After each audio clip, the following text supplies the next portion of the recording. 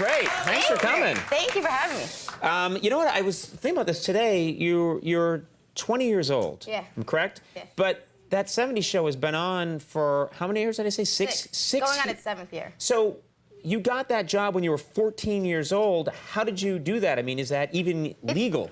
It's illegal. Well, it's not illegal. It's just that they wanted somebody who's 18 or older or emancipated. Right. So I lied. This story's been said before. It was one of those things where I went in and said I was going to be 18. Right. They didn't ask when, so it was okay. That's like, really... sooner or later, I was going to be 18. Right, right. You could have also said, I'm going to be 80 if I take good care of myself. Absolutely. Right. So, wow. Yeah, that's how... But then when I signed the contract, I was like, I need a studio teacher. And they're like, what? Why? And I'm like, oh, because I'm 14. Wow. And then it was too late. Then it was too late. And then you say, suckers. Exactly. Then I fooled them. Did you, do you have big plans for your 21st birthday? Because for a lot of people, that's they have like a big, cool plan for that. You know, I kind of do. I don't really drink and I don't really do anything. So for my 21st birthday, I really want to do everything. So I want to go to Vegas and just completely go bonkers for one night. Oh my God, so the word's out that you want to go to Vegas on your 21st birthday, and when you say do everything? Well, I'm going to be with my parents, so not do everything, okay? Right. I'm still going to be, you know. So if you're bringing your parents, you're not going to be doing anything. You're like, I'm bringing my parents, but I'm still going to do everything, rock and roll. It's not like that. You eating Captain Crunch, watching TV. Yeah. What, are you gonna have a little drinky poo or something? A little bit. Yeah, okay. I like to call it drinky poo. Yeah, why not? I understand that in your home you have a piece of art that's actually from our show. Yeah, okay. So here's the thing. I don't like your tone at all right now. I don't like any story that begins with, okay, yeah, here's the thing. Okay, wait. You better change this whole attitude right now. Okay, I really liked your show until one day I was watching the show with my boyfriend, and you know he does those segments with like if they mated. Right. Our baby came out so ugly. Well, that's sort of the idea behind if they made it. But Can I ask them to look and let them decide? Is that okay? Go ahead. We showed a picture of you and your significant other, Macaulay Culkin, and we showed a picture. And we decided to show what would happen if you two ever had a child. What would it look like? Let's take a look and see. I'm just curious. Good-looking kid. Look at the baby. Andy, I think you should decide. Isn't that a good-looking child? I think that if they really do make The Hobbit, your kid's gonna work. That kid's gonna work. Yeah. That kid's gonna get a lot of work. You can That's what we're relax trying to say. Yeah. Now, let me ask you, I understand that although you are Jewish, you like to celebrate Christmas. Is that true? Yeah, I like presents, so I'll celebrate anything. I'll celebrate Kwanzaa, all right, if somebody gives me a present. Right. So I have a tree in my house, a Christmas tree that I bought at Kmart. It rotates, and it's in my house. Rotates? What do you mean? It you plug it in, right, and it rotates. Okay, that explains everything. I realize I'm the idiot. It rotates. What's happening? It's in a stand. Right. It's pre-lit, and it rotates. Wow. It just goes in a circle. And you just put it up at Christmas? No, it's all year round. Oh. So you have a Christmas theme in your apartment? Yeah, because, it started off because I was too lazy to take it down because it comes in 3 pieces, and I was like, screw it, I'm just gonna leave it up. And then it just became like a theme of my house. Like I have my Christmas lights up, I have like the fake snow on my table. It's really disturbing. It's like July, and I'm like, go Christmas. But I still celebrate Hanukkah. Right, you still celebrate Hanukkah, but you know, I've noticed is that I think that Jewish people, because I've met a bunch of Jewish people who have said that they also celebrate Christmas, and I think they do it because it's kind of easy to figure out. You get the tree, and that's easy to figure out, whereas I don't know as many, like, Christian people that celebrate. Like, I myself, I don't understand Hanukkah. I don't know there's a dreidel, and there's some cookies, and I don't understand it either. Right. I'm like a really bad Jew. I never really, like I said, I celebrate it because so many rabbis are angrily watching right now. I celebrate Christmas. I'm a bad Jew. I don't know. I want the presents. I understand that. No, I mean, Hanukkah's a beautiful holiday, but I don't know. Good save. Whatever. It's a wonderful time of career is still alive. Yeah. Well, no, my parents are watching, going, "Oh my God." Yeah. But, well, don't worry. You can make it up to them on that big 21st blowout in Vegas. Sorry about the whole putting down the Jewish holiday thing. You know, I get Let's pate and do Jell-O shots. I understand you're very unhappy about the bug man coming up. Yeah, why wasn't I tomorrow with Brad? Nothing against you. I mean, Whatever. I love it. Whatever. No. No, I understand. understand. I wish I was No, I'm kidding. on tomorrow with him Jackson. rather than me, too. No. That makes no Brad. sense. I know. You wish you could leave your own body and become Brad Pitt. Yeah, I'm living it. You're just hearing it.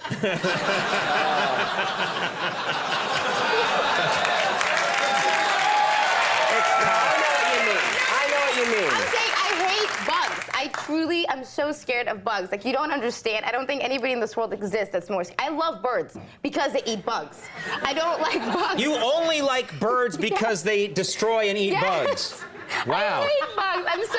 You love the natural enemy of the bug. Yeah. I look at nothing against people who love bugs. I'm all for it. Like, Good save. yeah, you know. You're saving things I'm all left about and right. saving things. Hanukkah, bug people. Yep. So bug-loving rabbis now love you again. That's the important thing. Yeah.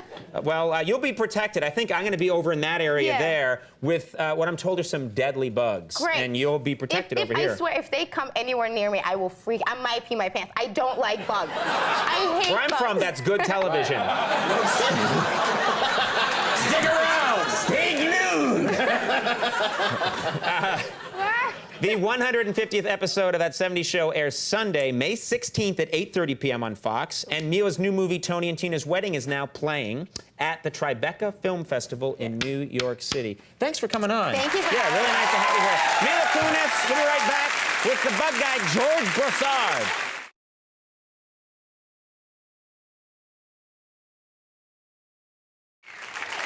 My next guest tonight is a bug expert and founder of the Montreal Insectarium in Montreal, Quebec, and he's brought a few of his insect friends. Please welcome George Broussard. George, how are you? Let me explain very quickly. A little tension between George and I. You see, you're a French-Canadian. You're from Quebec. We sent Triumph the Insult comic dog there a little while ago. A little angry about that.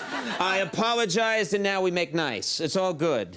I would like to shake hands after the show with you. After the show. After the show. Yes, but first you feel that I need to do some penance for what happened in Quebec. Is that right? Yes, I will tell you, I don't fool around with the puck like New York Rangers, so let's proceed. Yes. Yes, yes, indeed. Yes, Yes. Well, let's proceed. Yes. Well said. Okay. We acknowledge Yes. that you were not fully responsible of that situation. Yes, and true. as a man of honor. The puppet was out of control. There was nothing I could do. Yes, but as a man of honor. Yes. As a man of class. Yes. You apologized. Yes. And you took full responsibility. Yes, I did. Yes, I did. That's why it's time to reconcile. Yes. But before reconciliation. Yes. Just like in a family, when a boy does not behave too well, we apply a little punishment. So I'm here to punish you. Yes. I'm here. It's time for justice to be done. Okay, let's do it. And to this, I will use the most hate, despised, and misunderstood animals on earth, the insects. The insects. The insects. And to start with, I will put in your hand, if you don't mind. I don't know. Are you ready? Yes, I'm ready. I don't love bugs. I'm going to tell you Oh, right it's now. not my problem. You must love bugs. Ah! Here's a beautiful cockroach. Oh my God! Yes. Oh. One is not enough. I will put you on you. Hey, you Oh, are. great. Oh, that's great. Just put that on me. You're putting it on me. If you drop them, the punishment will be double. Okay. Here you are. Yes. Oh, that's great. That's great. That's great. Now, That's really great. I have here a beautiful walking stick. There you are. Oh my God! What's this? What is this thing right here? Look at that! Get it! That's not my problem. Oh my God! Look at that! Now, I have a giant one, you know, a giant one. So if you don't mind, here you are. See? Okay, this is not. Oh my God! That's my problem. Mila, kiss me! Okay. Oh my God. It's time. It's that's time great. for justice. Now I have a huge. Why do you keep these in your pocket? How do you get into a restaurant? I mean, just curious. I hate them all. Yeah. There you are. I You put hate down. them all. Oh, that's what is this? This is a millipede. Is that right? No, that's easy because the punishment is more accelerated. I have here. Oh my God! Now Are that's a you- tarantula. I don't Yes, want to. yes, No! yes, No! yes, yes. That's your problem. Oh my God. You See, don't worry, don't worry. Why are you putting it over there? Now, for final punishment. Can I ask you a question? Is the venom out of the tarantula? Deadly. I am here. Are you serious? There's venom in the tarantula. No, that's a scorpion. No, no scorpion was discussed at rehearsal. No to the scorpion. No. How old are No. How old are you? How old am I? Well, what does it matter? I'm 41. But what's the point? So young to die. Oh, gee. Oh, no. Yo, you said you were gonna. That's got a stinger. That's it. Deadly. But you did well. You're a man of courage. You're a man of courage.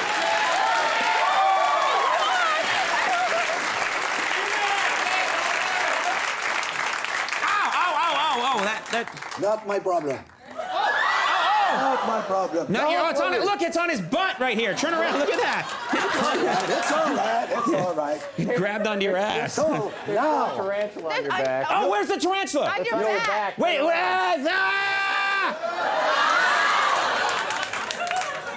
the hell? You didn't even know the tarantula was still. Thank you, Andy. You're welcome. The one show where Andy comes back in a couple of years and he. No.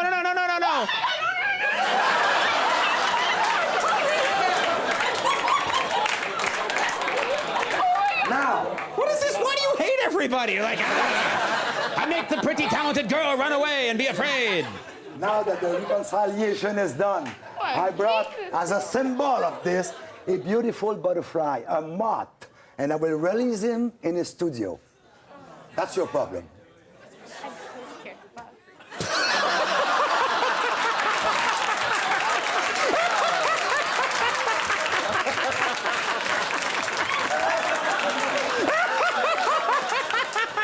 All right, No, that's your problem. let's reconcile. Let's reconcile. Hey, what are you doing now? I hug you. Okay. I hug you because I'm from now. Yeah. Now we're friends. All right. And by the way, your work inspired a new movie called The Blue Butterfly, which is debuting this weekend at the Tribeca Film Festival. Sir, thank you very much for coming. You're a good man. Thank you.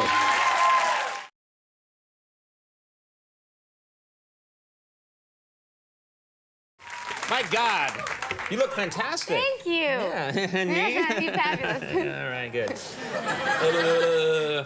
How are you? Thanks for being Good. here. Thank you for having me. It's Yeah, great. you know, I don't want to bust you here for anything, but an intern on our show came.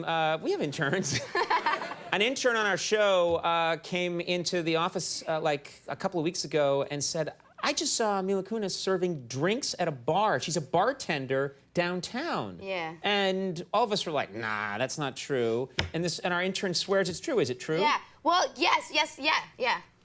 So you're bartending on the side? Well, yeah, it's not like I get paid for it. I just do it because it's fun. And then my friends and I drink for free, so it's a good way to get plastered. Right. I never thought of that before. Though, so now winos everywhere will be like, I'm a bartender too. So that's how did this all come about in the first place? A friend of mine works at this bar down in the Lower East Side, and Yeah. just one day I went behind the bar and started making drinks, and I'm kind of good at it, so I just did it. What kind of drinks do you make? Are you good at any one drink? Or Well, I kind of make a peanut butter and jelly shot that's really good, and not very many people know it, but I just learned it. Right. So. Would you think a guy was, what would you think of if a guy came in and asked for an appletini? If a guy asked for one? I would send him to my friend to make it, because that I don't know how to do. But you wouldn't think less of the guy if the guy wanted an Or like appletini. yeah, well, I think he'd be, a little, but no, I wouldn't think less of him. Do you like appletinis? Oh, I don't know. I don't. Give me a whiskey or I love an appletini. Such refreshing. Now, what do people think when they come into a bar and people must recognize you? They do, but they don't believe it. They're like, oh, she's much prettier, but can you get me a drink? And I'm like, oh, okay. Right. Like some people, they don't, they can't grasp it. But some Right. people believe it, and I'm like, yeah, and they're like, no, you're not. And then we get into an argument over it. They yell at you and Yeah, like and you're then I'm not. like, what do you want me to say, yes or no? And they're like, well, just say the truth. I'm like, yes? No! Like, they just don't. Right, so it's a weird thing all around. Yeah. I wonder if that's just going to become a celebrity trend, like, I know somebody else does bartend in New York that's a celebrity in another bar. I think people just do it because I mean, like other jobs, like, you know, you go to a mattress store and Ashton Kutcher's there, and he's like, you know, try this, it's firmer, you know? Yeah. Might as well try it with Kutcher, I guess. Sure, yeah, why not? Now, I understand you went to Disneyland recently? Yeah. I haven't been in, I think I went like in spring break in college. Yeah. I went to Disneyland after I had an Appletini, and you see what kind of guy I am. First the Appletini, then Disneyland. Well, how was it? Was it fun? It was so much fun. It's fun because we didn't have to stand in any lines. It was my friends and I ended up going, and my friend Will works for Disney now, and he got us all these tickets. Do you get self-conscious at all, like cutting in? I do it first, and then I don't. Because, you know. At least you're honest, yeah. I'm like, oh, I feel bad.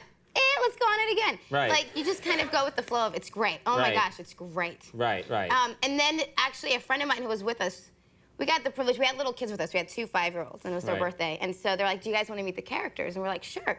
So they brought us into this private room in the back of Disneyland with, like, Mickey, Minnie, Goofy, Pluto, and, like, Mary Poppins, right? Right. And, you know, you hug these little plastic characters and whatnot, and then my friend's, like, trying to hit on Minnie. And I'm dead serious about this, like, you know, little plastic mouse. Right. And he's like, yeah, let's go out afterwards. Oh, wait, I don't want to break you and Mickey up. And she just points to her hand, and she's like... Because there's no ring there, no, right? And then Mickey and Minnie start sparring, and these little kids got a little freaked out. Like, it was funny for the adults, but the little kids did not get it. Wait, so Minnie was sort of saying, like, I'm available in front of Mickey? Yeah, but then they got, That's terrible. Well, they got... And then the 5-year-olds are like, Minnie's a whore! It's true. Yeah, they got a little freaked out. Yeah. And I love that Mickey's kind of jealous, and he's got his own issues. You know? What are you gonna do? If he's not gonna commit, that's what's gonna happen. Yeah. And Goofy's probably like, I've seen this before. Those two need help. That sounds like a lot of fun. All right, I gotta go back. It was so much fun. Now this weekend, I understand you're doing. This is cool. You're the voice. Your voice on the Family Guy. Very popular show, and you guys are doing a stage reading, which means that you'll see all the actors. Is that right? Yeah, you know what? It's really fun if you're a fan of the show, and if you love the show, I completely recommend you going. If you don't like the show, don't go because you're not gonna have fun. Right. It's serious. It's for. You know, it's one of those things where you get to see the actors on stage just read a script. Right. But it's great because Seth MacFarlane does 400 voices, and it's just really fun to see such talented people on stage. Well, you know, I used to think, when I used to work on The Simpsons years ago, and I would think, and every now and then I'd hear that the actors, that the actors were going out to do a reading somewhere, and I would kind of think, well, who really wants to see that as compared to an episode? When you actually see it, and we've had a bunch of the actors here from The Simpsons doing the voices, Dan Castellaneta, people like that, they do the voices, and people go crazy because they're seeing the voices come out of a person. Unbelievable. People in the audience, we did it in LA, and we did it in Montreal, and they were crazy. Right. They went, the first sentence Stewie had to say, like, you could not get in words and edgewise for, like, a good 20 minutes. People just went crazy. Right. Well, people should check it out. That 70s show airs Wednesday nights at 8 on Fox, and The Family Guy premieres this Sunday night at 9 on Fox. Mila, that was really fun. Thanks for doing it. Thank you for having me. We'll see you next time. Mila Kunis, we'll be right back. The Ravenettes, stick around.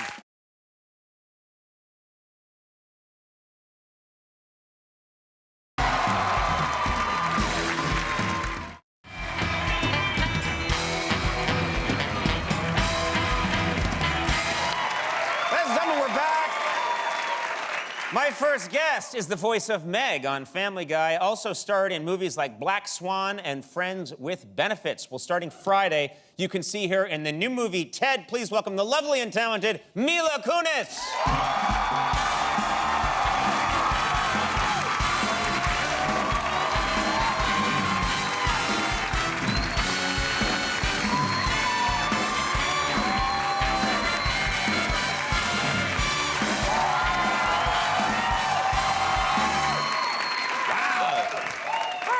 Thank you for being here.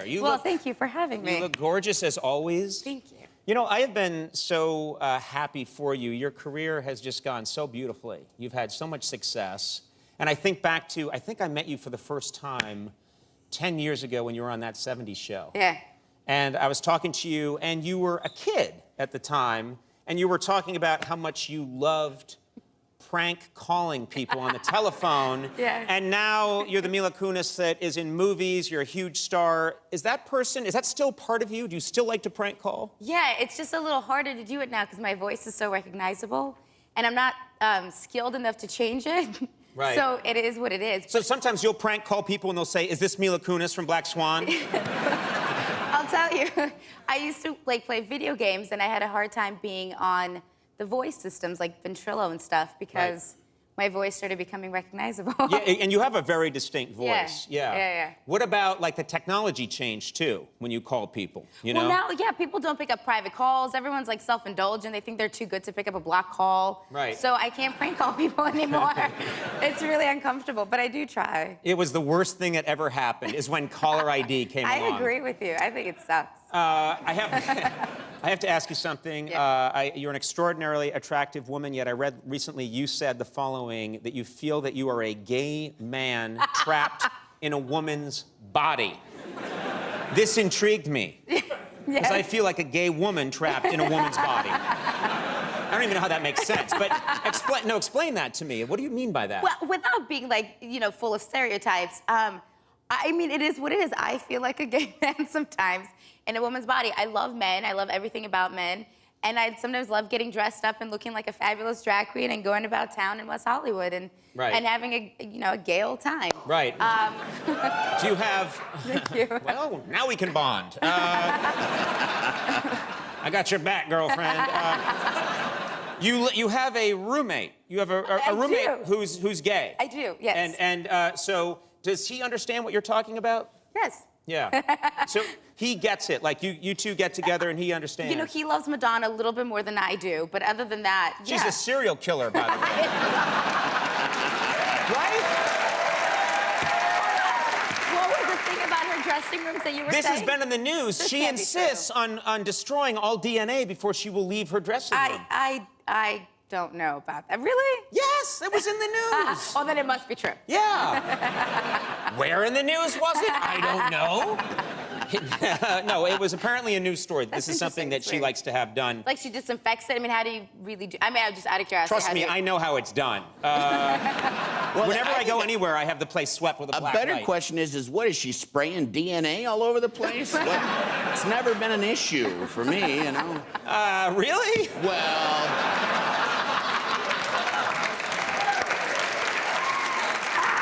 Come on. It was the circus. Yeah. You know what we should do, Mila? We should take a break. We should all consult with our lawyers, because I know Madonna's watching. We'll have more with Mila Kunis in just a second. Stick around.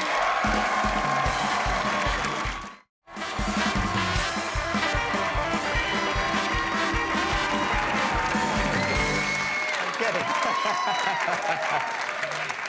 All right, Mila, I want to ask you something. You've done a couple of action movies since the last time I saw you. Book of Eli, Max Payne, and I've noticed it's like you're so funny, but it seems like you have the ability to tap into being a badass.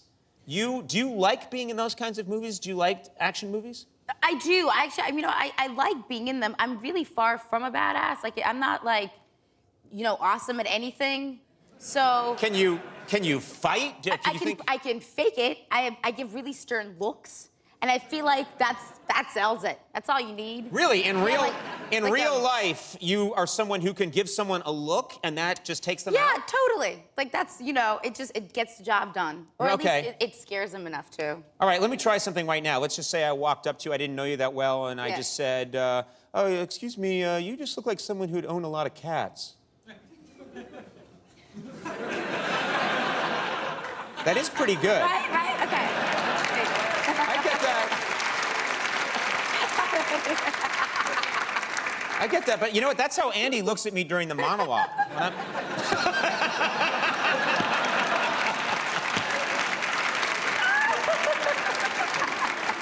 Every night I'm out there telling jokes like, what am I, and then we cut to Andy and just,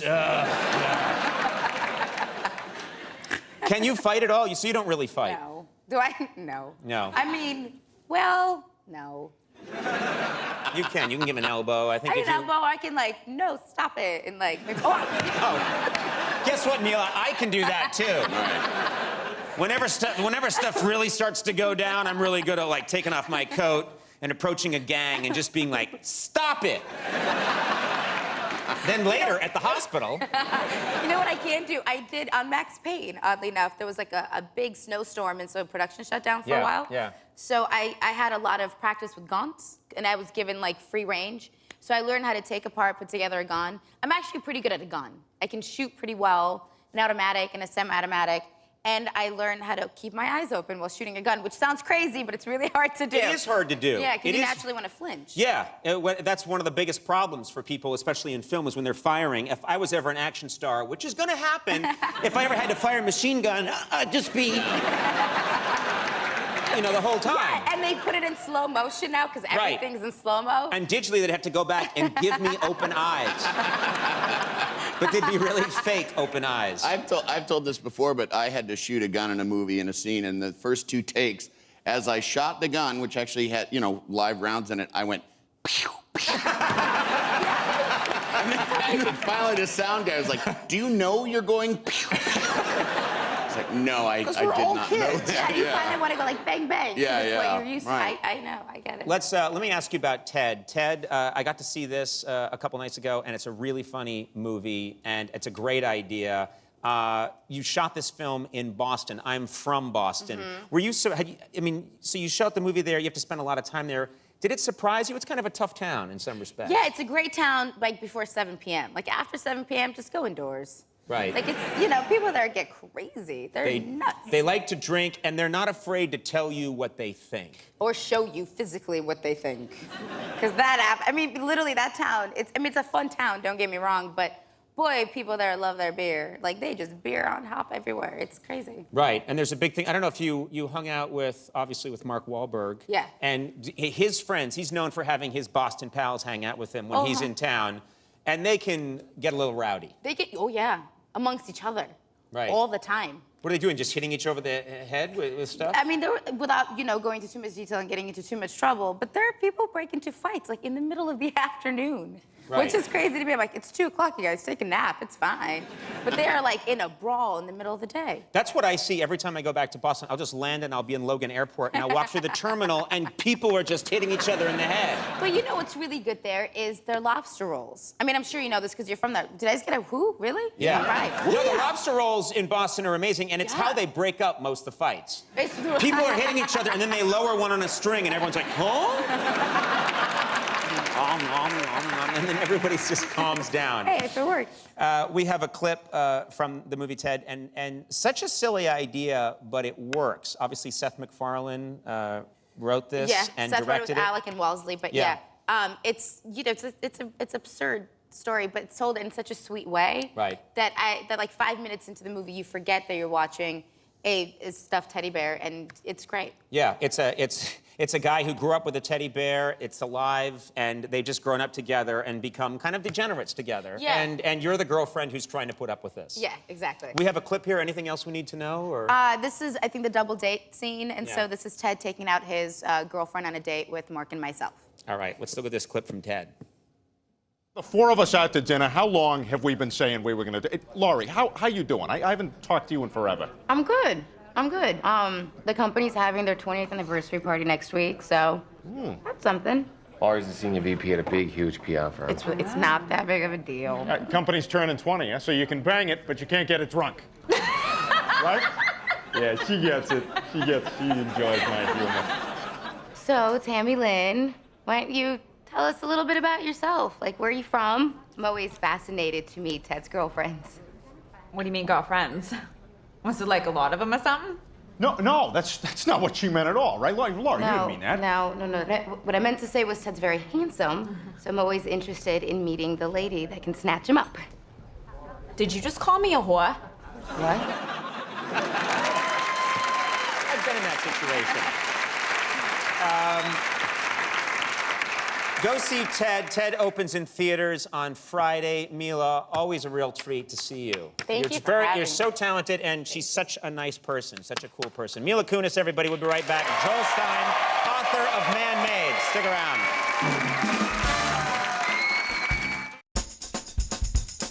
One of the things I noticed in Oz is that you do a lot of flying. You play a witch, and there's a lot of flying involved. And I thought, oh, she must be scared of heights. And then someone mentioned to me on staff, I think Mila has gone skydiving. Twice. You've gone twice. Yeah, because once isn't enough to be ridiculous. Let Yeah. me do it one more time. So I mean, that is something I've never been tempted to do. What's it like to skydive? What was the experience It's like? the greatest feeling of standing still.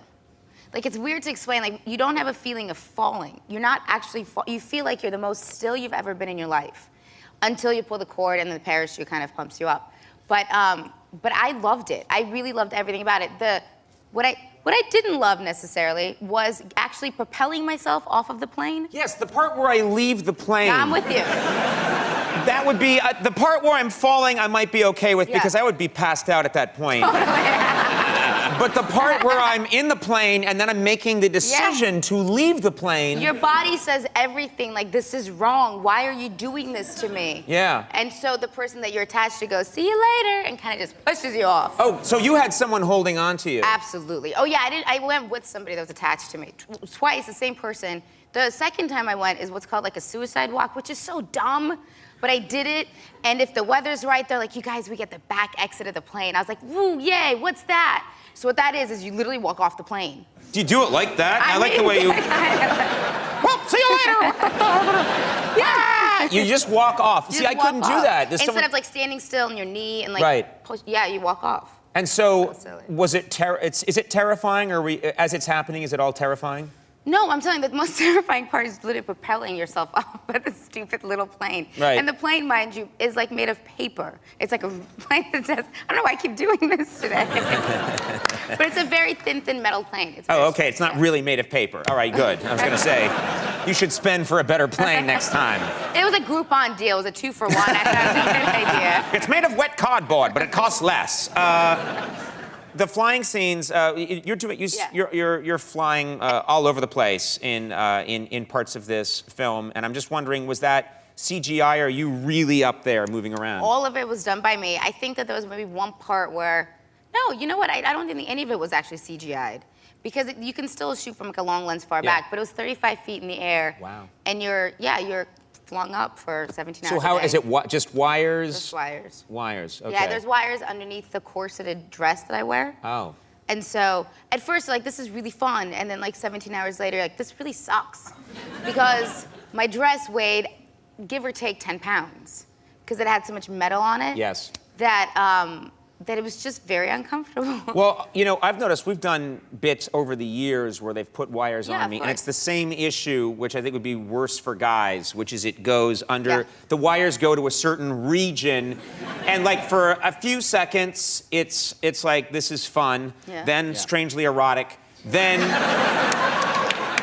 painful. Very painful. Yeah, It's like an all-day wedgie. Yeah. Yes, that you can't quite wiggle your way out Right, of. exactly. It's Yeah. just there. Yeah, But absolutely. it's worse for guys, I'm telling you. I don't know. Why not? It's really bad for the ladies. I mean, it's still the same area that the thing goes around.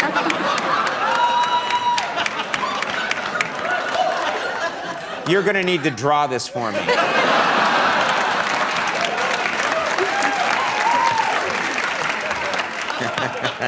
Andy's calling the police right now. No, I'll draw it for you. After so many shows, Andy takes me back and explains things to me. I'm like, There you oh! You're like, that's what that meant. Yeah. Nice. Isn't that nice? That's So fantastic. nice. I love it yeah. because that guy has a little poster. Yeah. Mary, what does it say? Oh my goodness, is that? In Russian. That's in Russian. Okay, you speak Russian. But I don't read it. You idiot! You were almost there, weren't you? So you were close, so buddy. close. So So close. close. So close. He researched everything. Thank you so much for being here. Thanks for having me. I saw Oz the other night. Absolutely loved it. A bunch of us went and saw the movie. It's visually stunning. It's fantastic. Yeah. And you're great and beautiful as always in it. Were you a Wizard of Oz fan when you were? Yeah, I can honestly say I was. The first book that I read that was like a full-length book in English was Return to Oz. Yeah. And then the first movie that I remember seeing was The Wizard of Oz, and I spoke about that like 3 years ago at a portfolio for W Magazine. But then, get this, I realized throughout doing this press that I was in the Wizard of Oz play in 4th grade and just completely forgot about it. So somewhere there's footage of me being the understudy to Glinda the Good Witch. Oh, really? Yes, So sir. it's all come full circle now. A little bit, yeah. That's really cool. And you know, it's funny because the sign, and then you mentioned it right here, you moved to this country at what age? 7.5. You were 7.5 when you moved here. And, Yeah. and so, did you speak English when you moved here? No, not a word. I learned English pretty quickly because I was little. Yeah. What did you speak when you came? Russian. You spoke Russian, okay. And so you learned pretty quickly. And because around the same time, you started working in commercials. Yeah, I started working when I was like 9 years old for a little network called Univision. You may have heard of it. It's the number 5th network, apparently. Or the 4th network now. I call that Univision. It's French. But how would you, did you speak enough English to be in commercials at the time? Yeah, I spoke pretty fluent English, I would say. Like, yeah, clean English, no accent, nothing, yeah. Okay, well, it's pretty interesting. I haven't seen it yet, but we found one of your, some of the work that you did. This isn't a commercial. I think you were in the film Piranha. Oh, God, I was. Piranha, and this is, you were in Piranha, and this is that you'd only spoken English for like 2 years at this point, but you say... pretty well, I would say. I think I was, yeah, pretty good. Take a look. Just think, in a couple days, you'll be back home where the only water is in your bathtub. You're not afraid of a bathtub now, are you? No, bathtubs are fine. Right?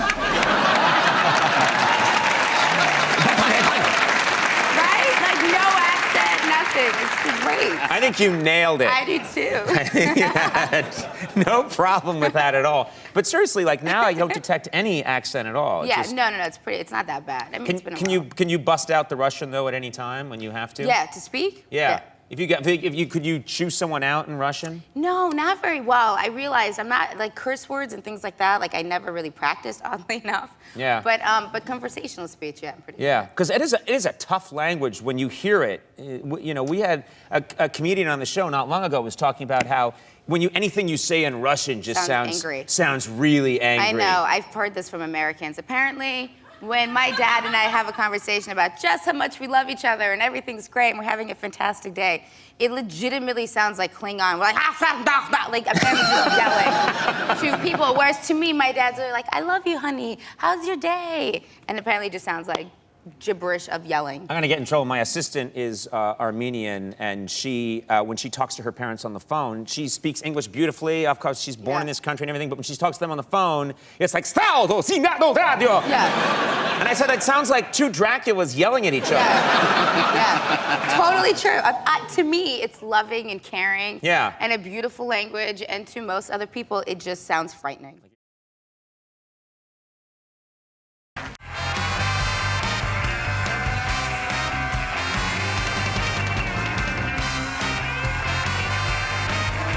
Everybody, we're back. My first guest is a terrific actress who starred in movies such as Black Swan and Ted. She's also the voice of Meg on Family Guy. Her latest film, Jupiter Ascending, opens in theaters on Friday. We're thrilled she's here. Please welcome Mila Kunis.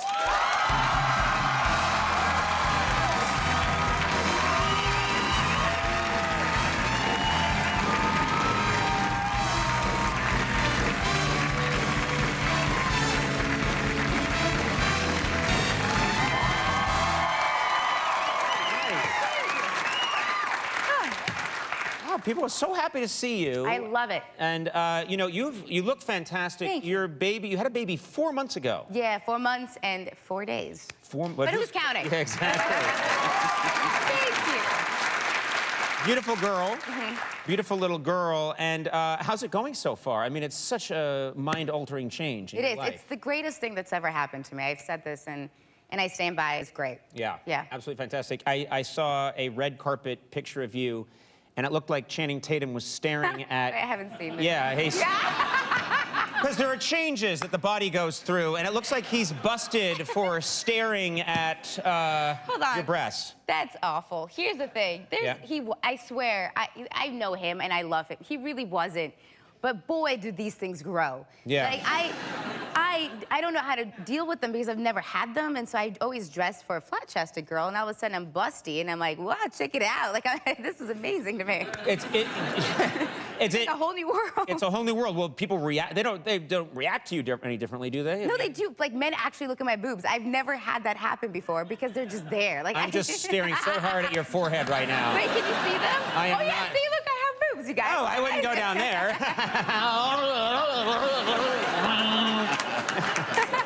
So stupid. I'm picturing like the cartoons with the eyes come out of the head. Wow. Well, I mean, you must feel differently. You must move differently when you have the larger chestal area. Yeah, I've learned. Hey, Mom. Yeah. So, no, you do. Well, I used to dress differently. Well, first of all, I needed to start wearing bras. That was a whole new experiment for me. I was like, what are these things that people wear? Right, right. Now I have to. Yeah. Is it, but obviously you've taken to motherhood, you really like it. I love it. You look amazing. Are you working out regularly? Because it seems like you are. What kind of exercise do you do? You know, I've always worked out. That's the truth. And I've always eaten healthy because I love food. So I work out so that I can keep eating. I mean, that's the truth. I do love to go and eat every day. Unlike a lot of people in Hollywood. Yeah. I don't skip food. But anyways, you know what it is, and this is not a plug for anything. There's a thing called the Up bracelet. Like the Nike Fit or whatever those things are. Yeah. So I always do my 10,000 steps every day, and I log in what I do, and all my girlfriends are on it. And so, you know, it's a very fun little system to keep Do you do this going. walk around the neighborhood, or are you a treadmill person? Treadmill. Treadmill? And, well, you've seen me here. We're on the Warner Brothers lot. Yeah. And I can't really go most places because of paparazzi issues. Right. So I take my stroller, and Wyatt and I go walking around the Warner Brothers lot, and we go and have picnics over by the fake lake that they have here for True Blood. And, the old romantic fake lake from True Blood. It's so bad. And there's a farmer's market here, so I go to the farmer's market every other Wednesday. It's a nice little world we have here, but Yeah. I'm curious if you do the thing I do, which I'll get on the treadmill and I'll watch TV that I normally wouldn't watch. Oh. I do that all the time. I don't know if you do it. Oh, I do it, and I get judged for it. I do, and it's okay. Yeah, so I'm on the treadmill, and then I have the little, like, Fisher-Price little rocker. I put Wyatt in there. Right. And then, and I watch, bear with me, everybody, and do not judge, The Real Housewives of Beverly Hills. Now, here's the thing about the show. Do you ever watch it? I have watched that show, yes. These women are horrible. They're like... Don't you say that! I mean, hold on. Mila, those are my friends. If that was the case, I would not be your friend, Conan. That show is the worst show on television next to True Tory, which is also... True Tory? I don't even know what that is. I know, that's the problem. You should know what it is. And... What is True Tory? Anyone?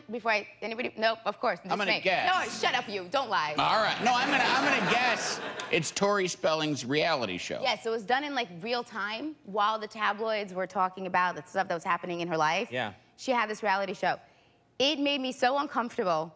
It was horrible. She had children on the show, and poor thing, I just wanted to be like, you need help. You need to just get these cameras out. And it made me so uncomfortable, I actually stopped watching the show. Wait, but it got too real. It was too real. But you're on a treadmill watching shows that you actively hate. True. And then Ashton judges me for it. Fully judges me for it. Ashton will come into the room? 100%. He's like, hey, you working out? I was like, yeah. And he'll be like, oh, I can't believe you. And then you just get sucked into it. Because it's like cat fights happen, weaves are being chucked to places. Like, the women look like they just got beat by, like, a drag queen. Like, they have so much. It is amazing. It is one of the greatest things on television. So you're saying it's horrifying, but you watch it, but you get in shape at the same time. So it's a lot of, yeah. It keeps me going. Right. Yeah, I love it. It's called hate watching. We get so many viewers that way. Let's take a quick break. Much more with Mila Kunis after this. Stick around.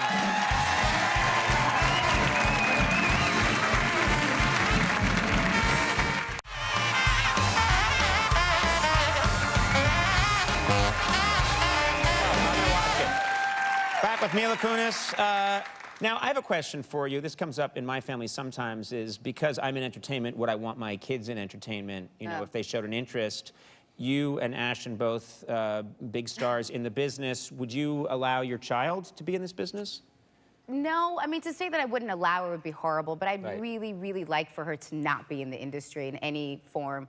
I think that if it was up to him, she would be the very first female professional NFL coach, specifically for the Chicago Bears. Oh, that's nice. So that is what he is molding her to be. Yes. How is he doing that? By forcing her to watch football every Sunday, Monday night, and Thursday night. And no, I'm not kidding, everybody. Really? This child has worn a Chicago Bears onesie every Sunday of her life, every Monday night of her life, every Thursday night of her life, and never twice. Like, there are different onesies. They are with tutus. One is like a cheerleader one. One's a jersey. One has her name. One doesn't have her name. I mean, they are in everything. So this is intense. It'll either make her love all that stuff or despise it. She's it could not go allowed the other to way. despise it. No. That's not going to happen in this house. She will love football. Yeah. She will love football. Well, let me ask you, did you love football? No, I've never watched football, ever. Never once, until we started dating. Really? Oh, Yeah. you didn't watch football at all until you met Ashton? Knew nothing about it. Truly knew nothing, and now I know way more than I ever intended to know or anyone should know. I really don't care about football. That's the truth. But I play along, and I go, yay, this is great. Let's just all watch football. But through osmosis, you're like, oh my God, look at that running back. And you're like, you find yourself. So you now have all this information you didn't even know that you had. Nor do I want to have. Like, there's a part of my brain that now will no longer be intelligent. Thanks for clapping, you guys. Yay! You're dumb. Good for you. All right, let's talk about Jupiter Ascending, because I saw this film about 2 weeks ago. I really enjoyed it. It is such a spectacular journey. Thanks. Hard for me to sum it up. How would you sum up this movie? It's a hard movie to put into one sentence. It's kind of it's all about human consumption, and it kind of mirrors itself in space and in current Earth, and about a girl who finds her purpose and realizing that her purpose is much greater than she is, and what she does with that is kind of what the movie's about. Yeah, there's sort of a Cinderella thing going on where at the beginning you're this girl who's living, this young woman who's living this life. You're very poor. You're cleaning toilets for people in Chicago. A lot of scenes of you cleaning toilets. I know. And then you find out you have this whole destiny in space that was outlined for you, which is pretty cool. Yeah, it was a really fun movie, and you know, it's a sci-fi movie, but it's also independent of any comic book or any book, so it kind of makes it very interesting. And the Wachowskis built this world and built the rules of the world, and it's beautiful. There's a scene with you atop the Sears Tower. Yes. And I was thinking, that looks spectacular. And I just assumed it looked like, I mean, you're literally hanging off the top of the Sears Tower with Channing Tatum. And I thought, okay, well, that's amazing special effect. And then I found out afterwards that was not a special effect. No, we were on top of the Sears Tower. Chan and I were both like strapped up with like a wire that was hooked up to a grip who was like smoking a cigarette, that you were like, oh my God, please pay attention. Because if the wind blew, you're like, see you later. But it was, you know. Who would allow that to happen? If you Production. Production. Warner Brothers allowed it to happen. Yeah. It didn't cost $600 to do this with a computer. Get her up there. Yes, yeah. Channing and I ended up doing all of our own stunts. We did have an amazing stunt team and amazing stunt doubles, but the only stunt that we didn't do, if anybody sees this film, my character flies through the buildings in Chicago. Yeah. And the way it was shot was the stunt double was on a helicopter on a rope, flying through the buildings, and they didn't allow us to do that. Otherwise, everything else was done by us. Yeah, that's pretty spectacular. I don't care what they were paying me. I would not stand on top of the Sears Tower held by a tiny wire. Yeah, standing. By the way, first they start off sitting, and they're like, and then at the end of the scene, you stand up, and you're like, what? Right. Because if you stand up that high, your center of gravity gets very... Oh, yeah. I get freaked out by that. I would not do it. It's crazy. I'm curious, your husband, Ashton, has talked a lot about wanting to go into space. Yeah. And I'm curious, is that something that you would do? I mean, you just made a movie where you're zipping all around space. You're good? You wouldn't go with him? No, I'm fine. I'll just stay here. So how do you feel about that? When he says, I want to go up on one of these Virgin Galactic flights. Virgin Galactic flights that goes up into space. Are you okay with it? Let's just see what keeps happening. Like, hopefully one will land, because so far that hasn't happened. Just saying. Yeah. Sorry. Yeah. Facts. Right. I know I'm not comfortable with it. I'll show you a photo. I'll show you a 3D photo. Like, well, I'll take you to the Griffith Observatory and we can look at space. Right. You don't need to actually be in it. It's not that. It's just not necessary. I am with you on this. I don't need to go up. You don't need to. Like, I will show you. I will surround this dome with, space for you. I will project stars. Right. Well, look at this right here. It's so lifelike. It's amazing. It's incredible. That's all I need right there. That's prettier than anything you'll see for real in LA. I'm with you. I don't need to. Yep. Nope. We have a clip from Jupiter Ascending. I don't think this needs any setup. I think we can just show it. It's pretty self-explanatory. Let's take a look. Would your Majesty place her hand here to receive the signifying bond? I'm tracking heavy sim activity. That's gotta be where she is.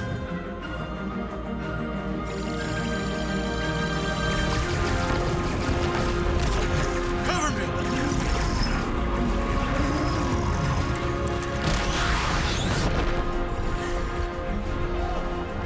What's going on?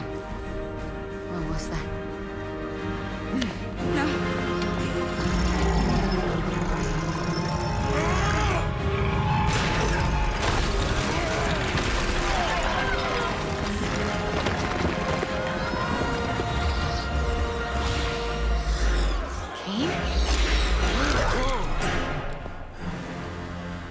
Mr. Wise, you are as resourceful as promised. I think that is every woman's dream, to be rescued from their marriage. Like Channing Tatum on a rocket, yeah. There is one scene in this movie where he comes and rescues me shirtless, ladies. So that's why you should see the movie. Yeah, and that was for real. That is not CGI. All right. That was real. Jupiter Ascending opens in theaters on Friday. Mila, I'm so happy for you. Congratulations on everything. Mila Kunis will be right back. Josh Hopkins from Cougar Town. Stick around.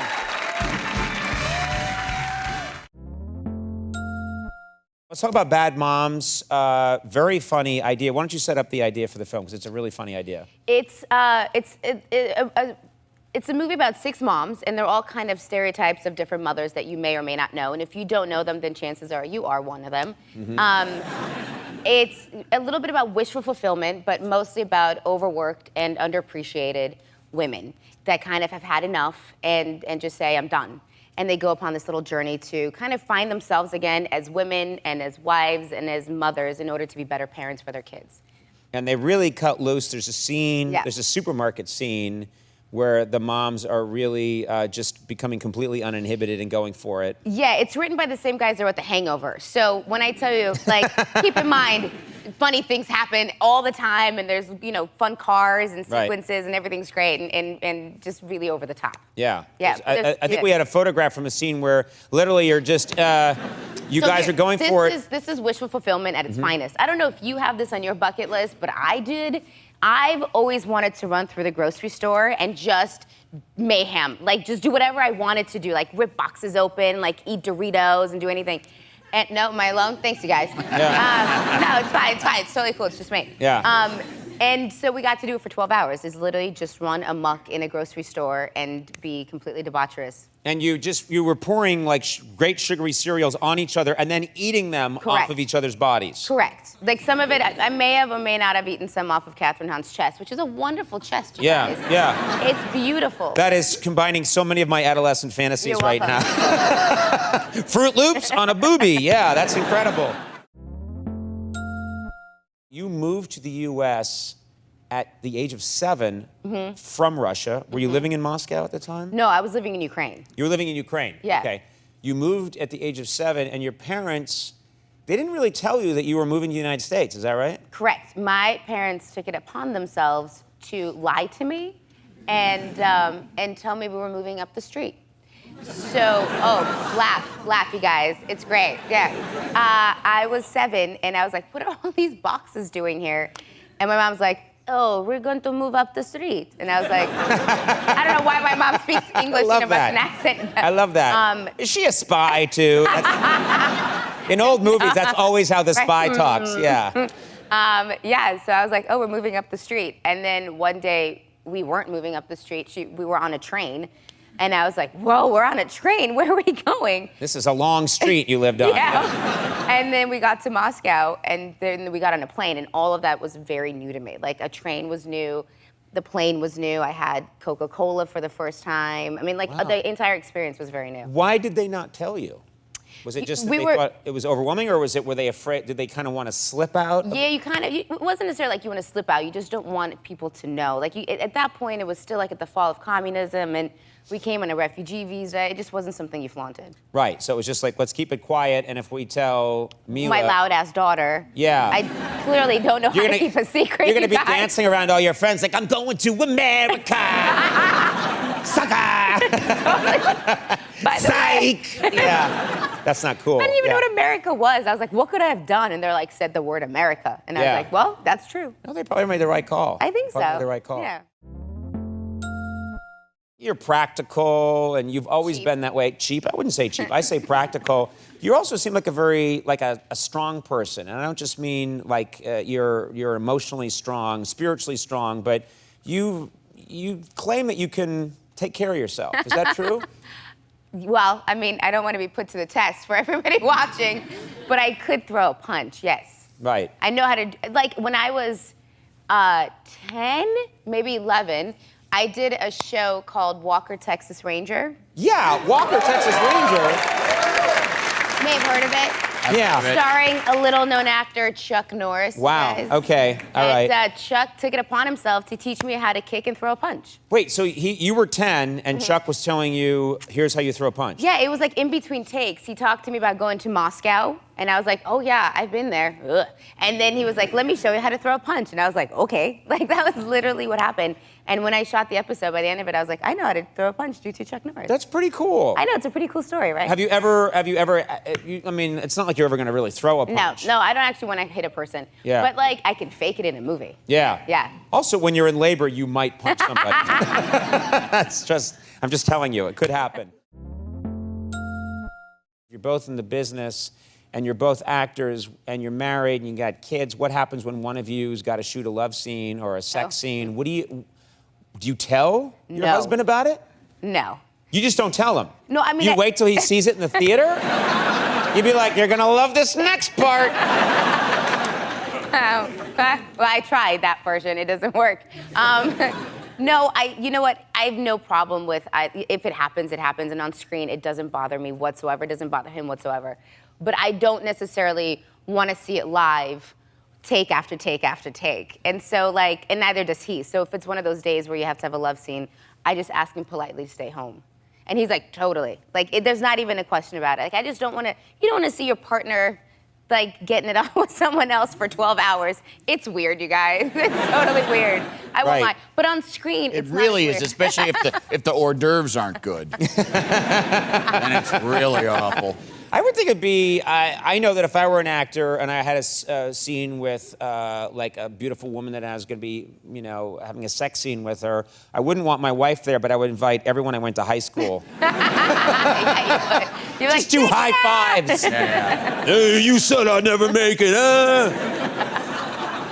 That's exactly what happens. That's how I do it. Yeah, totally. That's how you do it. Yeah, me and the Grips are high-fiving each other. That went really well. Yeah, I think that went really well. How are you feeling these days? I feel really good. Yeah. Yeah. This is now your second pregnancy. Yeah. Is this one different than the first one? Do you feel like this one's easier? Yeah. I mean, you have 2 kids. Yeah. With the first one, I don't know if this existed with your first one, but there were these apps where you can check daily to see the size of your baby based on like fruit. So like, oh, today my baby's the size of guava or a banana or like avocado, and I did it every day. Right. I couldn't even tell you how far along I am right now. I literally am like, I don't know, a couple months. No, we had the app on our daughter was born first, and we were all into, today her eyeballs are growing, you know, and we're on the computer all the time and on the phone looking at things and talking about it, and then the second one comes and we're like, West time. This is 100% true. I genuinely don't know how far along I am. I'm like, somewhere between this and that. With the first one, I would tell you the exact, I mean, like literally to the T, how, like what was happening, the formation of the eyes, the tail's no longer there, like whatever it was. I have no clue what's happening with I wish I had kept my tail. I really do. Those things would come in handy. I mean... Grab a beer. No, I'm sure. It's funny. I'm one of 6 kids, and I know that you can see, like, my parents, there was all this attention on the first, and then somewhat less attention the second. By the time I came along, they would be born, and they would throw us into the basement and shut the door, you know? Are you the baby? No, I was in the middle. Oh, yeah, but they still aren't sure which one I am. They're like, aren't you Sean? Now, how old is your first now? Wyatt is almost 22 months, so 21 months. Okay. Personality, like easygoing? She's really funny and incredibly bossy. Like, it's weird because they're just kind of developing their language skills, and she somehow mastered sit here now. So it'd be like, sit here now. And you're like, oh my God, my child's like a little baby Nazi. Like, she's really like, and then she grabs your hand, and if you don't want to do it, she doesn't care. She just pulls you down to the floor. So she's just in charge. She's like, let's make this happen. Let's go. Let's do it. Yes, she's very strong-willed. Notice when you came out, because you've been playing with it a little bit, your wedding band, you are, it's not, but no, I like is you're not showy. You know, it's not showy. It's not like incredibly flashy, which I think is cool. No, I guess, so I can't believe it. This is the fact that I'm telling anybody's story. So my husband and I got married, and he got me a beautiful, yes, this was a while ago, thank you. He got me a beautiful. Thank you, one person who loves marriage. One guy's like, beautiful engagement ring, like stunning, stunning, stunning. But for our wedding bands, for when we got married, I decided to just get them off of Etsy. And so our wedding bands are from Etsy. Seriously? Now listen, I've been talking to you for years, and I've always loved the fact that you are frugal. You're very upfront. That's a nice way of saying cheap, but yes. Okay. You're a cheapskate. No, but so you went on Etsy. Yeah, I did, because I wanted a very, like the thinnest possible platinum band. I mean, like you can't see it, but it's super, super thin, right? There it is. Yeah. And then I went and looked at like how much I was like, how much? Like, this is astronomical. And so I went on Etsy and it was like $90. I was like, buy now. And then the band that I'll wear for the rest of my life. That's $90, cool. everybody. Yeah, that's sweet. Thank you. But Ashton's is $100. So technically, his wedding band was a little bit more expensive. Oh, he's really pimping it with his $100 band. I know, isn't that funny? I know. You know what's funny? When I went, my wife and I, when we were engaged, we went to get the wedding rings, and she, like the jeweler, was spending all this time on her ring, and we're gonna do this and do that and do that and do this. And then it was like, she's like, okay, I think we're done here. And I said, hey, but what about the ring that I wear? And she went, oh yeah. And she took out a coffee can and poured it out, and a bunch of these came out.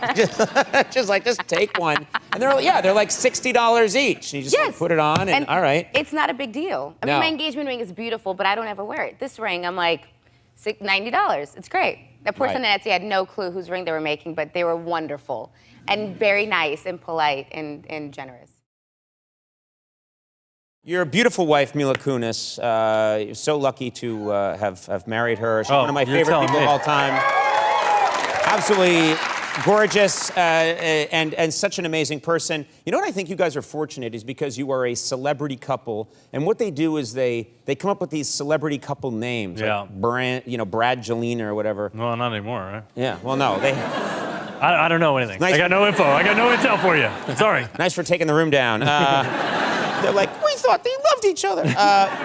But you guys, they haven't done that. Because it's hard to mash your names up. Is that it? I don't know. What would it be like? Mashton? Mutcher. Or Ashla. Mashla. Yeah, it doesn't seem to go together well. We have like a combo name that we sort of gave ourselves because it's Kunis and Kutcher, and so we're the Cuckoos. And so in our house, as you come into our house, there's a little sign. This is the Cuckoo Nest. And so that's sort of like we're the Cuckoos because we're nuts.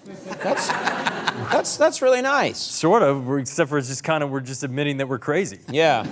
I think it's very sweet, and I like that the audience actually has a heart. They were like, oh. You are. Except for it's spelled wrong. Oh, well, that angers me. You are days away from the birth of your second child. Days away. Weeks? Days? Yeah, it's close. Really close. Weeks, days. We're not ready. You're not ready? I'll tell you what, we're not. The first one, you're like all dialed in. You got it lockstepped in the thing, and then that. We don't even have the car seat in. Like, that's like the one thing you have to take the baby home. Second child, you don't worry about that. We haven't even fired that thing up yet. Nah, get some duct tape. Strap. Your daughter is named Wyatt, which is, I think, a very cool name. Nice. Are you going to go with a unique name for your son? We have a name dialed in that we've had for a while, but the problem is if you get the name too soon, suddenly there's slight trepidation around the name. And so like the other day, Mila was like, "So what, you still like the name?" And I was like, "Yeah." And she's like, why was it the high pitch? Yeah. Like, why wasn't it the low pitch? Yeah. And then we were like, why? And then I was like, well, you like the name, right? And she's like, yeah. And I'm like, wait, why did you say it like that? And so now we're like, maybe we don't like the name, even though we both love the name. Right. So I think we have a name. Was there a name that you came up with, but it got nixed, that you think is cool? There was a rallying cry from a collective that believed in the name Hawkeye. Hawkeye. I'm an Iowan, Yeah, right? yeah. I have Hawkeye. a kid named Hawkeye. Hawkeye. And it's like MASH. Like, he could be a doctor. Yeah. Because on MASH. Well, Hawkeye's got so many great, it's just such a great, cool name. Hawkeye. Hawkeye Kutcher. Hawkeye Kutcher. Yeah.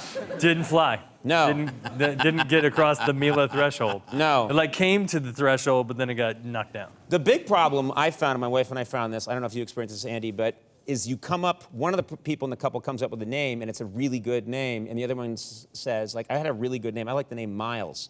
And my wife is like, I knew a Miles. He was an asshole. And we're like, That happens. But that's a real thing. Who cares? That's I don't a real care thing. that you once knew a Miles. Why should we let that It's guy a real thing. That is a real thing. Yeah. You don't want like names of people that remind you of people that used to beat you up. Yeah.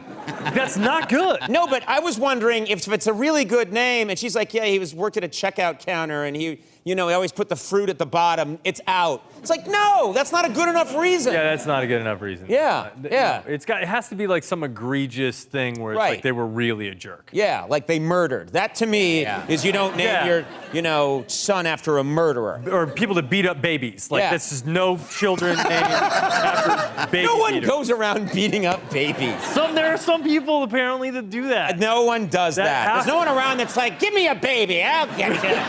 Where are you, baby? I'll fight any baby in this bar. Christmas stuff is coming out earlier and earlier and earlier. It used to be the sacred thing that there were no ads about Christmas until after Thanksgiving. Oh. Now they start. Yeah. It starts in October. Yeah. Now. Sometimes late summer. They're like, you got to get your Christmas shit together. You know what I mean? Yeah.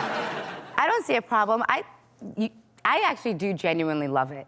You like it? I do. Like, I love Christmas music, and I love the feel of Christmas. I've already started Christmas shopping. I mean, I love it. I wait till the night before. Yeah. And I go to a 7-Eleven and everyone gets Slim Jims. That's what happens in my house. Like lotto tickets and Slim Jims. Lotto tickets, Yeah, exactly. Slim Jims. That's the stocking stuffer. And this burrito for the freezer. You can have it later. I have a question now. You have 2 very young children. Are they into Santa Claus? No. Oh, you guys, this is really funny. So I don't know, hopefully no kids are watching this. Spoiler alert, Santa's not real. However, oh my God. I know, I'm sorry. Andy, I'm so sorry. I had a hunch. It's okay. Just tell your story. Tell your story. It's not even a story, this is real life. I have a 3-year-old. My 11-month-old is 11 months, so he doesn't really care. You can tell that kid anything. It's true. He's just like a little bit of a blob, and he's a boy, so he's, a little delayed. Yeah. But I love him. My little girl, she's 3, and she's so smart and so logical that she couldn't understand the concept of why is a strange man in a suit coming down our chimney. I don't know him. Why do I have to be nice to him? Why are we feeding him, and why can't I see him? And I was like, these are all really good questions. Yeah. Let's talk to Daddy. And then it was Easter when she was asking the questions about Santa, and we realized she is really scared of all things plushy. Like, she's definitely not gonna have a fetish of plushies. Yeah, like people wearing furry suits. Yeah, she And doesn't getting it on, yeah. She's not going to have that problem. No. Yeah. She is frightened of anything in a big furry suit. I think, first of all, that's good. That's good that you can say Right? safely that your child will not be into that. But Yeah. second, I think why shouldn't a child be frightened of Santa? It's weird. It's a bearded stranger who comes into your home at night to root around and do stuff. It's not cool. It's not good. I know. And on top of that, Ashton and I were like, oh, let's make it magical for her. So I don't know, put like flour on the bottom of his boots and stomp the boots around the house to be like, look, Santa came and he brought snow with him. And she came around, she goes, why is there dust everywhere? Yeah. Like, it didn't, she's too logical. She's no fun. She's like, yeah, Santa's got a cocaine problem. Santa's messed up. Yeah. He's like, ho, ho, ho. You do ads for Jim Beam. I do. And I see those ads a lot, and they're cool-looking ads. What I'm curious about is I know that there are some celebrities who they come to you and they say, do you want to do this product? But you actually had your own interest in doing an ad for Jim Beam. What was that all about? This was like a little bit of a joint venture. I noticed I used to drink vodka, and I drank a drink called the penicillin, which is a Scotch-based beverage. And I was like, oh my gosh, I really love Scotch and whiskey and rye and bourbon. And as I started looking more into the spirit world, I realized there weren't very many females that were in the brown liquor industry. Like there were some like people doing a little bit of vodka and a little bit of tequila, but there was nobody advertising and or producing their own bourbon, Scotch, whiskey, rye. And so I was like, you know what? I'm gonna go and look around and snoop around, and I want to see if I can buy a distillery and how does this world work? And through different channels, I was joined with Jim Beam in a joint effort to, like, you know, one day hopefully have a label of my own and learn a lot. So that's something you'd like, now that you've gotten out of the T-shirt business, you want to legally. This was all done legally. So legally. don't So this is sue me. this is actual. Yeah, this is a real agreement. Do you drink? Are you a bourbon drinker? I am not. I don't really do spirits. I'm not a hard liquor drinker. I like me some wine. I like some wine. Me too. But I don't often. But I'm always curious because. Would you want to try one? Yeah. Do you drink? Yes. Great. Come here. Funny you should say this. Does he drink? I do. Do Yeah. you? Yeah. Taking a little bit I do. Well, You brought. Should I bring some. this out? Because you brought this, Yes, and I I did. saw it back here, and I thought, okay, this is going to come out at some point. The best way to do 3 the glasses. show. All right. I do love too that you referred to the liquor business as the spirit world. Yeah. Can you tell that I've been The spirit It's world. very mysterious. Oh, hold on, we're about to enter the spirit world.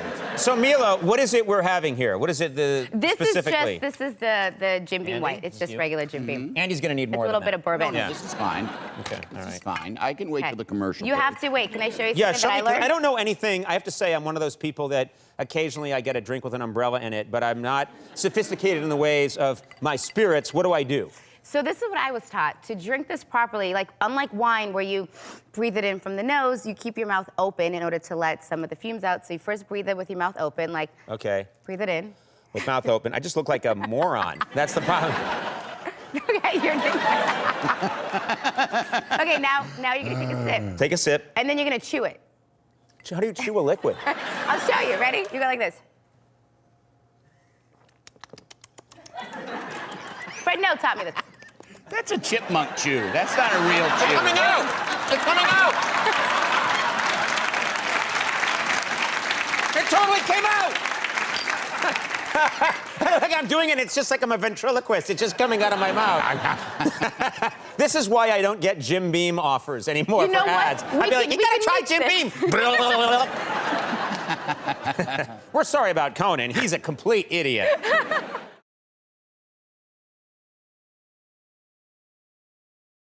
There are many things I love about you, but since you first started coming on the show years and years and years ago with that 70s show, you would always talk about how you're just a very practical person. And, you know, I meet a lot of celebrities that live in this kooky bubble, and no one's more practical and down to earth than you are. I mean that. And in really, like, you're very, and you're frugal, and you like to do things on your own. Last time you were here, you said that you got your wedding rings on Etsy. True. That is so cool. Yeah. You just went and wedding got it. bands, yeah. Yeah. Did you ever sell stuff on Etsy? And when you do that, do they ever know it's you? Do they? Well, funny. You should ask that. I didn't. So when I was selling things on the interwebs, it was before Etsy existed. Mm-hmm. And my girlfriend Julie was like, I need to make extra cash. Come help. And I was like, yeah, okay. So we started a business on eBay selling really crappy shirts with like iron-on, like NSYNC or Backstreet Boys or like I Love You Mom. You made these? I swear to God, there's probably hundreds of them out there in someone's garage.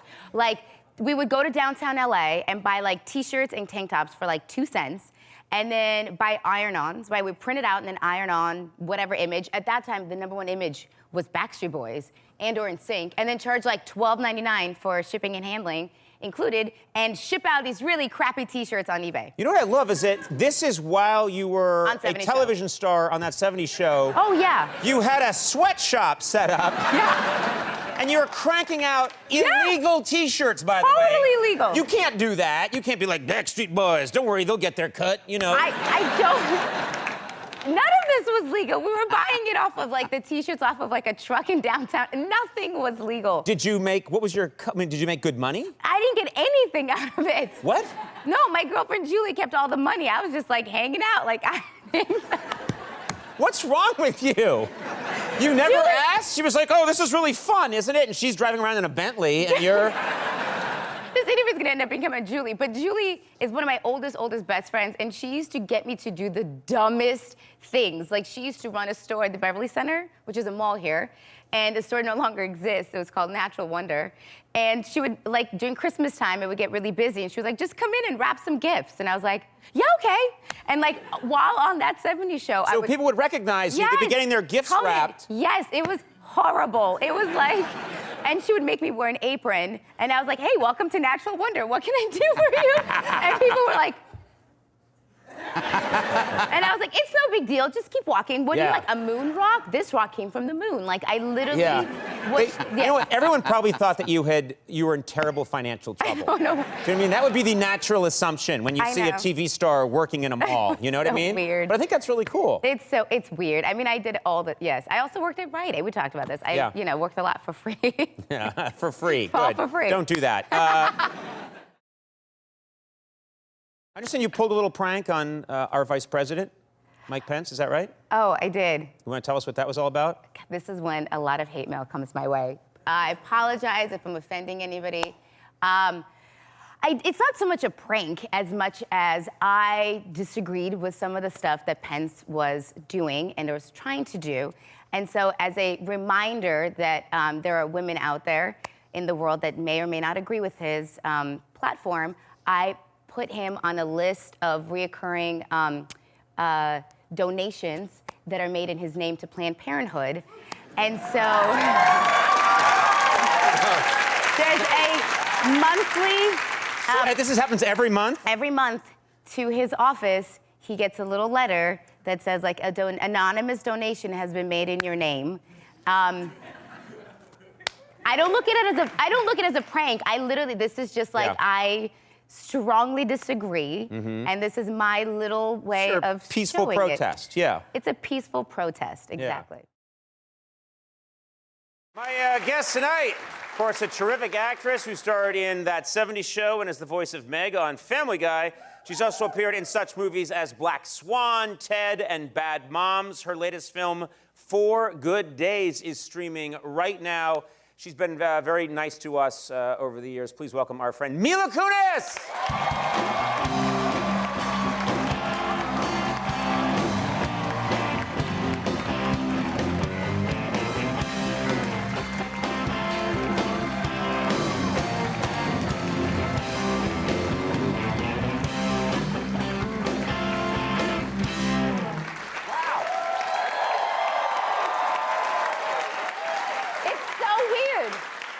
Isn't it nice? Do you feel weird in front of a crowd? Or I felt immediate relief when we got our first crowd. There's like an aspect of it that's like a little emotional. You know what I mean? Like you feel like the world was ending yesterday, and all of a sudden you're like, I'm at the Largo, and everything's okay. Yeah. That's a nice feeling. I think we all feel that way. Yeah, this is really nice. Look at your beautiful audience. Yeah. Beautiful. So crazy. We don't know how beautiful they are because they're still wearing masks. Their eyes are real Their pretty. eyes are gorgeous. Eyes are so pretty. I think some of the best foreheads I've ever seen. I'm trying to think of, because we all went through this 15-month period, but I know that I ran into you during the pandemic. I'm trying to remember. It was because we sort of lived near each other up at the beach, and Let me remind you. Yeah, please remind me. So, I meet so many celebrities. It's peak of pandemic, July 4th weekend. My husband decides to procure fireworks. Legally. And we're like, listen, it's for the kids. No one's here. You know, we'll just set them off on the beach. It's gonna be safe. He's from Iowa. He knows how to do this. So we are setting off said fireworks, and no one's on the beach. I mean, it is nobody there. And all of a sudden, fireworks are like, pew, pew, pew, pew. And then we see this.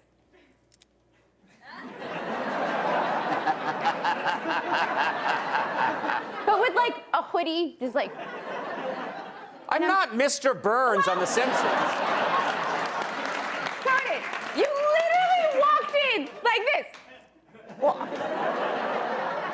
Well, first of all, that's my usual expression. Okay. Of He does depression. that. He does that when he sees people enjoying themselves. Yeah. I'm like the Grinch. Yeah. But it's dark. So Yes. it was hard to like fully understand what was happening. But I was with a friend of mine at the time, and she turned to me. She goes, "No." I was like, "Oh my God, someone's coming towards us. We're gonna get in trouble." This person's coming. Just kind of stands there next to the pew pew fireworks, and she goes, "Oh my God, it's Conan O'Brien!" And I was like, "Oh yeah, that makes sense." And then like, do you remember I ran towards you? Yeah. And I was gonna hug you. Yeah. And I was like, "Hey, hey." Yeah, but- hey. Like all of a sudden I was like, I don't know how to. But you know what? Women were doing that to me long before the pandemic. My whole life has been, and we're good. We're good. No, it was so emotional, and it was so funny because what you're not describing accurately is these fireworks. I don't know where Ashton went to Don't legally. He must know people in the military because the reason I came over is I saw major explosions down the beach. And I'm on patrol, you know? Ashton's walking around, he's like wearing shorts, and when they're about done, he kicks over a giant cam with his boot. It just, Being from Iowa, I'm not from Iowa, so for me, I was like, this is wrong. And he was like, I got this. Yeah. And like set up a whole course of legally purchased fireworks. Yeah. These were the safest fireworks I've ever seen, that's for sure. I do not walk around like that. You did, with a hoodie. Okay, well, whatever. You know, I gotta hide this thing, you know? I remembered, I was thinking about it today. I think you came on our show, you were so young, I think it was, and I was asking someone today, and they looked it up, and they said they think you came on my show on your 21st birthday. Yeah. Is that right? Yeah. And I don't one think... of the first shows I've ever done. Yeah. You were the kindest, nicest person to me ever. To this day, of all the talk shows that I was ever privileged to do, you're hands down my favorite. Well, we have a picture. It's really hard to be mean to you, to be honest with you. But really, tell us about the ones that were shitty to you. That's what I'm here for. But we have a picture here of you on the first time, and it's like your 21st birthday. Oh my God, how crazy is that? Yeah. And it's. Oh, you're sweet. No, but you know what's amazing about you, and we've talked about this before, Andy. There are people. It's rare. Most people sort of put on a persona when they come on a little bit. You're always you. You're you if I run into you on the beach. You're you. Wherever I see you, you're you. You're you right here. And you've always been kind of. You're just naturally funny and fun to talk to. Were you nervous when you first started going on talk shows? Because you never seemed it. No, I couldn't believe that I was allowed to. Right. Like, I didn't look at it as a job or a chore. Like, I genuinely look at this as, like, I just have to make sure I don't curse. That's the only thing, that's the only difference between... You can curse here if you want. We're on basic cable, so... I'm trying really hard. This is the only thing that I know that I shouldn't do. Right. Otherwise, I look at this as just like a genuine opportunity to like get to know other people. And like, I grew up watching late night talk. Like, this is what I grew up on. So for me to be a part of it the first time, I was like, this is the coolest thing ever. Why would I be nervous? Like, I might never do this again. Like, I never thought that like I would see you like a couple years later. You know what I mean? Like, it wasn't something, how long has it been now? Almost 20 years. But like, it's not something that I thought would continue. I want to ask you about your family. Everybody good, though? I want to make sure that... Yes, you have 2 kids? Yes. And I've seen you guys with them, and you're... I have. I've seen you... Ashton just throws them. But then he'll go, babe, I don't know why my back hurts. And I was like, I do, because you're old and chucking babies. Like, he doesn't... oldish. You know what I'm saying? Over 40. Yeah. But no, I've seen him on the beach a couple of times with you guys, and you're just like real parents, and he'll pick one of the kids and just throw it in the air and maybe catch it. Maybe. That's what 60% of the time he'll go for it. Sand is soft. Sand is soft. So they're 6 and 4, is that right? 4, What are they into at those ages? So my son's into cars, obsessed with cars. And we have hundreds of cars, little toy cars, RC cars, cars that flip, all cars of all kinds. And then my daughter's into space. So like anything to do with outer space, the solar system, That sounds. planets. So that all sounds about right. Yeah, I mean, I think it's very cute. There was at school they like ask you like, what do you want to be when you grow up? And my daughter was like, I want to be an astronaut chef. And I was like, that's so cute. Like she likes cooking and You know, the food up there is notoriously bad, so. It's not a... Wyatt's gonna change all that. And my son's answer was, a dinosaur. And so I was like, well, such a species of life. You have my daughter who's like chef in space, and my son's like, not T-Rex. You know, it's funny, because I would think that you and Ashton would be very good at keeping your kids grounded, because I know when I first met you and you would come on the show, you would tell these stories. First of all, you would achieve this amazing success of being on that 70s show and being a star and being 21 years old, but you would get into fights with your parents. And I remember you once told me, oh yeah, I had a big fight with my parents, and so they grounded me, so I have to take the bus to the lot to film that 70s show. Yeah. And I thought, that is, A, amazing parenting. Like, that's absolutely fantastic. Yeah. And B, you were like, well, you know, that's what you have to do. You could have probably rented your own helicopter. You didn't do it. I guess I did, yes. It happened twice. And they took my keys away. Twice? Yeah, twice. What did you do to get grounded? You know what? To this day, I probably talk back. Like, I come from a very old school family, so it doesn't. I was a very good kid, but you just don't talk back. Like, right. They took my car keys away, and the first time my parents left me $1.25, where my car keys normally are, and they both went to work, and I woke up ready to go to my car and go to work, and then there was like $1.25, and I was like.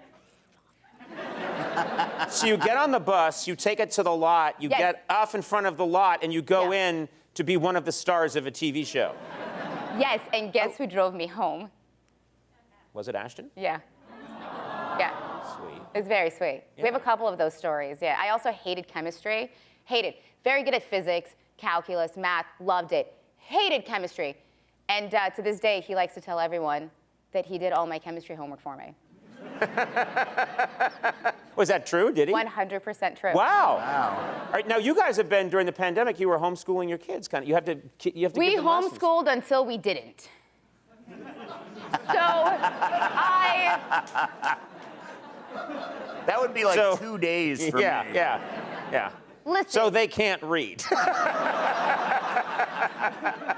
It's fine. There's speech reader. Well, let me tell you, Conan, I have skills in life, and being a teacher is just not one of them, and that's okay. Like, that's okay. The second we finished off that last year, and then in the new school year, we started a pod school and hired wonderful tutors. Okay. Yeah. You tagged out at a certain point. I did, because it was hard to work full time and teach the children and parent the children. Like, it became, none of us liked each other. I didn't like them, they didn't like me. It was just, it wasn't. Right.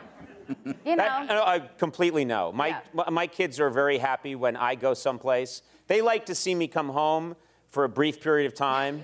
They like evidence that I've come home, and then they don't want to see more of me. Yeah. So if I was around and especially if I was trying to teach them anything, it would be insane. Yeah. Yeah, my kids like me a little bit more than that, but like, They're young. They're young. All right, I want to ask you about this. You have jumped into the world of cryptocurrency, and you talk about, yes. I don't understand it, and I know people say I don't understand it. I honestly don't understand it. I've asked my son, who's very bright at this stuff, to explain it to me, and he says he doesn't want to try because he knows I will not understand. So I don't know what it's all about, but I know that you've really gotten into it. So, yes, in quarantine, some people took up baking and knitting, and I deep dived into crypto and NFTs. And I'll tell you why, like, all jokes aside, is because it made me nervous, and I felt like it was a very masculine area. Like, everybody that I knew that knew anything about it at the time was always a man. And I was like, it's gonna be that hard. Right. And you know, it was the pandemic, and so I just deep dived into it and surrounded myself with two incredibly smart women that know everything about it, that, you know, started Libra for Facebook and whatnot, and educated myself on crypto, on the ethos of crypto, on what crypto is in the world of the, decentralized marketplace, like everything that it stands for. Right. And found it to be really empowering. And then I was like, well, this is fun. What next? And then I decided to deep dive into NFTs. And so through the pandemic, created a piece of a form of entertainment called Stoner Cats that we're releasing in a couple weeks. That is an NFT, and you can buy such Stoner Cats, and then that is your token to then watch a 5-minute long piece of entertainment It actually of a sounds show like a called really, Stoner Cats. it sounds like a cool idea, and I know you've had experience in animation and comedy, so we have, I think we have a picture here of the Stoner Cats. This is, yep, and it's really cool, guys, because I'll tell you, They're very, guys. yeah. So here's the thing, Conan. I was gonna say cats just sit around anyway. Well, guess what happens when they get stoned? Yeah.